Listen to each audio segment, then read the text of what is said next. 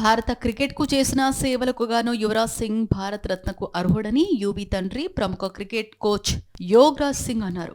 యువరాజ్ కు భారత అత్యున్నత పౌర పురస్కారం ఇవ్వాలని కోరారు. అదే సమయంలో భారత మాజీ కెప్టెన్ ఎంఎస్ ధోనీపై మండిపడ్డారు. తన కొడుకు కెరీర్ను ధోనీ నాశనం చేశాడని ఆరోపించారు.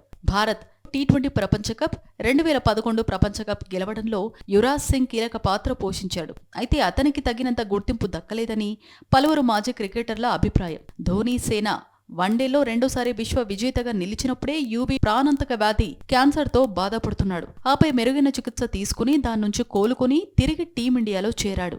ధోనీని నేను క్షమించను. అతను ప్రముఖ క్రికెటరే, కానీ నా కొడుక్కి చేసిన అన్యాయం క్షమించరానిది. ప్రతిదీ ఇప్పుడు వెలుగులోకి వస్తోంది. ఇంకా 4-5 ఏళ్లు ఆడగలిగే నా కుమారుడి కెరీర్ను ధోనీ నాశనం చేశాడు. అతను ఆత్మ పరిశీలన చేసుకోవాలి. గౌతమ్ గంభీర్, వీరేంద్ర సెహ్వాగ్లు కూడా మరో యువరాజ్ రాడని అన్నారు. క్యాన్సర్తో బాధపడుతూనే దేశం కోసం ఆడి ప్రపంచ కప్ గెలిపించినందుకు భారత ప్రభుత్వం యువరాజ్కు భారత రత్న ఇవ్వాలి అని యోగరాజ్ సింగ్ అన్నారు.